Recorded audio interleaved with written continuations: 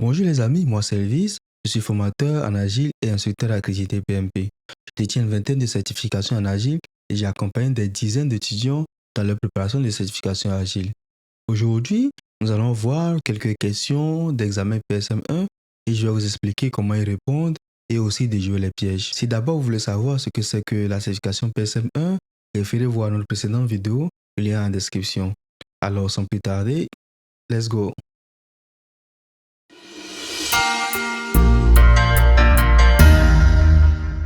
Comme d'habitude, la plateforme que nous allons utiliser pour nous exercer, c'est celui de Dockenou Academia à l'adresse academy.dockenou.com. Donc, nous venons sur le site web et nous partons sur Explorer Our Courses et nous prenons PSM1 Exam Simulator. Dans cette session, j'ai laissé plusieurs mini-examens totalement gratuits. Il suffit de vous connecter ou de créer un compte et puis vous pourrez facilement y accéder. Et donc, cette fois-ci, nous allons partir sur le mini-examen 5. Super. On démarre. Première question. Which topics are discussed during the sprint planning? On demande de choisir 3 réponses. Dans cette question, il s'agit du sprint planning. Qu'est-ce que le sprint planning? Le sprint planning, c'est à peu près le premier événement qui se déroule au début d'un sprint. Et donc, c'est un événement facilité par le Scrum Master où les développeurs avec le Product Owner décident ensemble de ce qu'ils vont faire durant le sprint.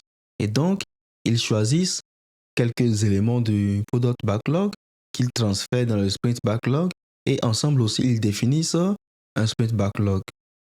Et ensemble aussi, ils définissent un Sprint Goal vers lequel les développeurs vont travailler.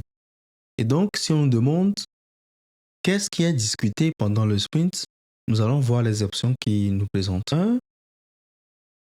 Who will do which task? Au moment du sprint planning, ce n'est pas encore le temps de décider qui va travailler sur quoi. Et donc, je ne prendrai pas cette option-là. La quatrième option, n'a pas l'air mal. Why this sprint is valuable? C'est ce qui va nous permettre un peu de définir les éléments sur lesquels nous allons travailler et de spécifier un sprint goal. Donc, ça, c'est bien. What can be done during this sprint? Ça aussi, c'est parfait. And how will the chosen work get done? Oui, ça aussi, c'est intéressant. Et donc, c'est les 3 éléments. Si vous voulez plus d'informations, vous pouvez vous référer au Scrum Guide. Donc, ce qui est intéressant, c'est que dans le sprint planning, on aborde les thèmes suivants. Pourquoi ce sprint est important? Qu'est-ce qu'on peut faire durant ce sprint? Et comment le travail choisi sera-t-il réalisé? Voilà.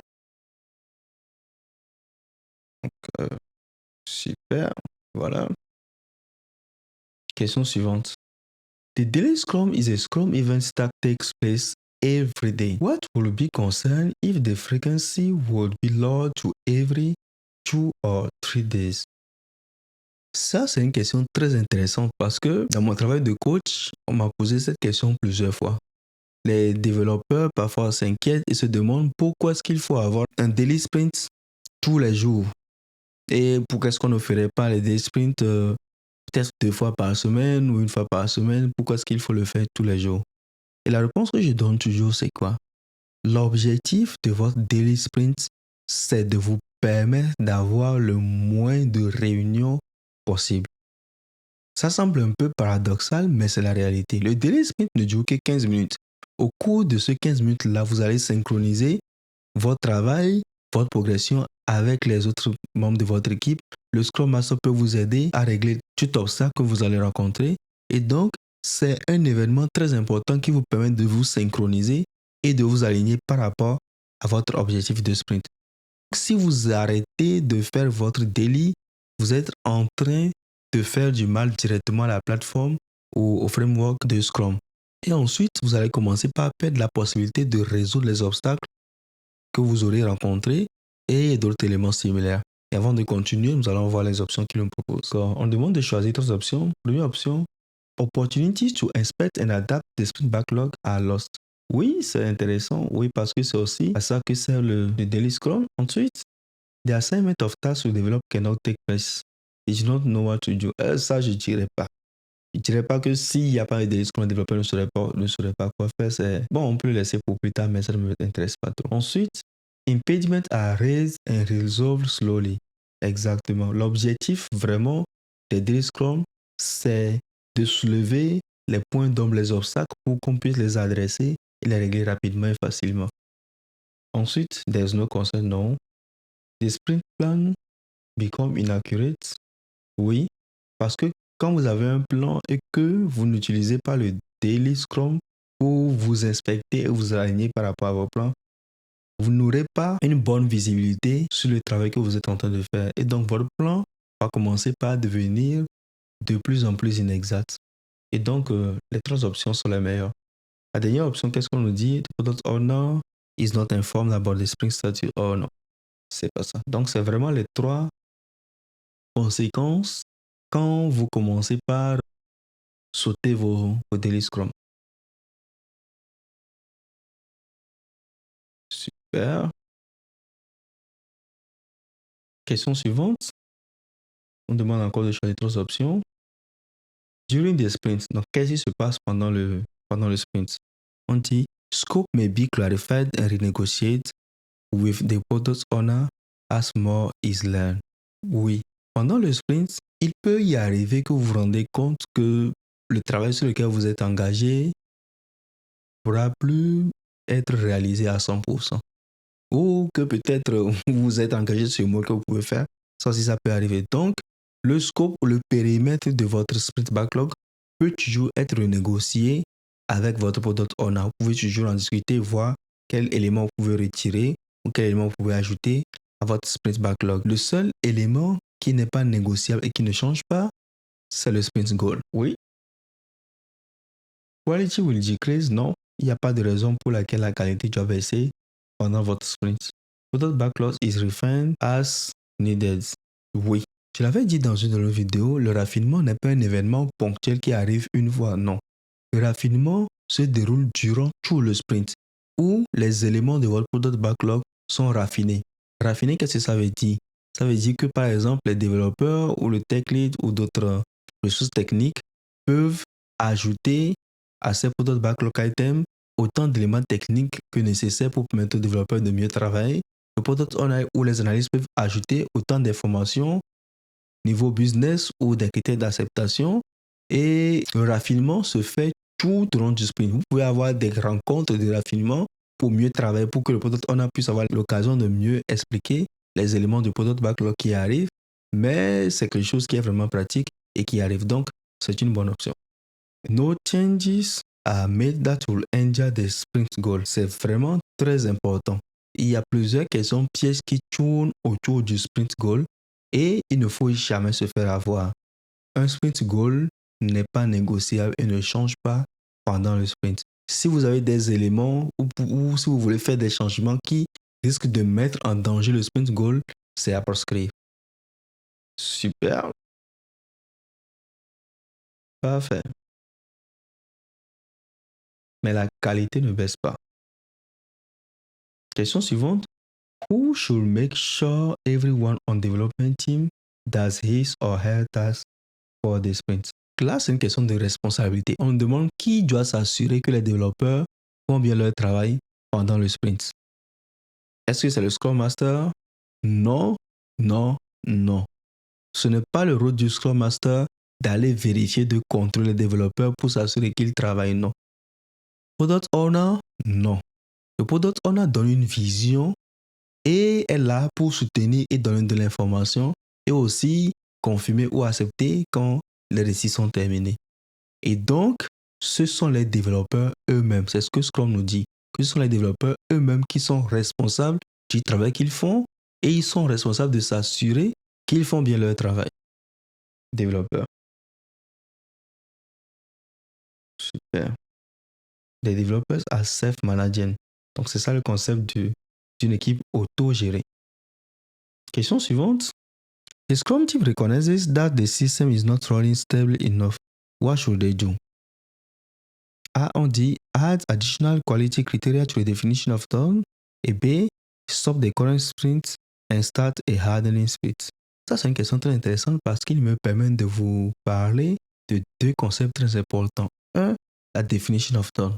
Qu'est-ce que c'est que la definition of done? La definition of done, c'est un ensemble de critères sur lesquels vous vous mettez d'accord et que vous vous dites que chaque élément sur lequel vous travaillez, chaque élément du backlog sur lequel vous travaillez, doit satisfaire à tous ces critères-là définis dans le definition of done pour qu'il soit considéré comme acceptable. Vous pouvez par exemple décider que chaque élément sur lequel vous travaillez, chaque code que vous écrivez doit être testé en environnement de développement, en environnement de staging. Vous pouvez dire qu'une couverture de code de 100% doit être effectuée par rapport au test unitaire. Vous pouvez définir plusieurs critères par rapport à la qualité du travail que vous faites. Et donc, comment est-ce que la definition of done est créée?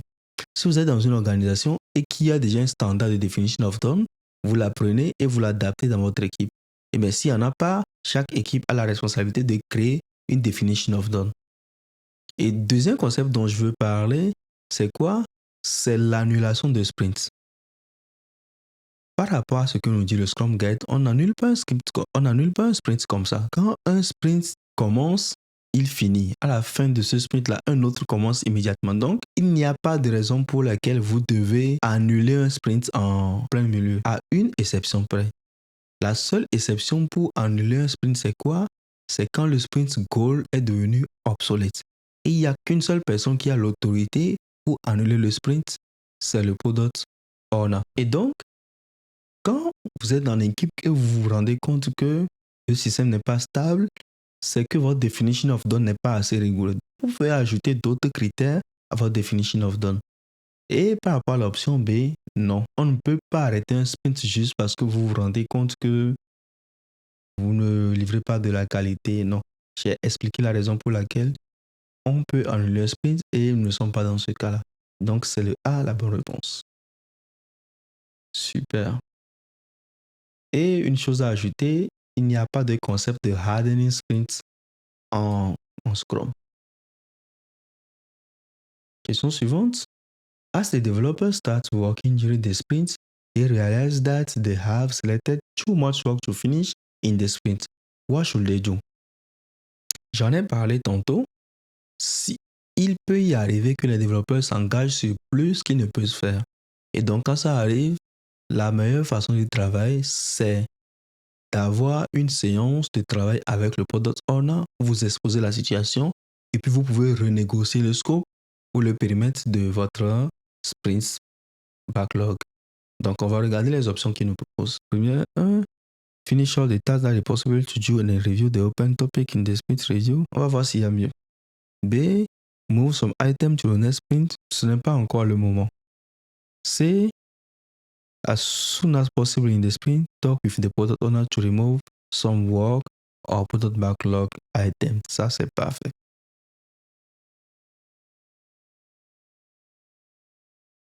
Super.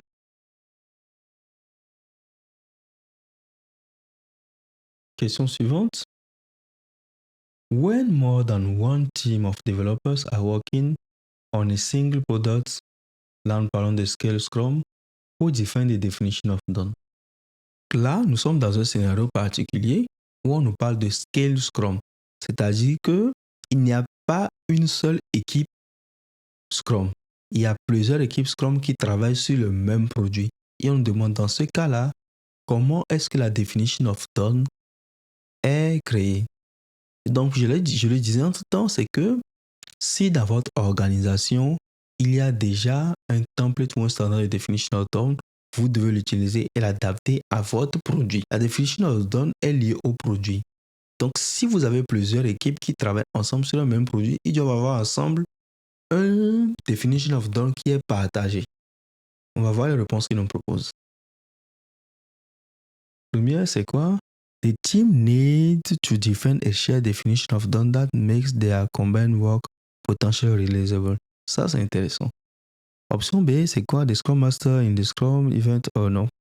C'est le product owner. Non, c'est pas le product owner qui met en place la definition of done. Donc, le A, c'est la meilleure option. Submit. Super.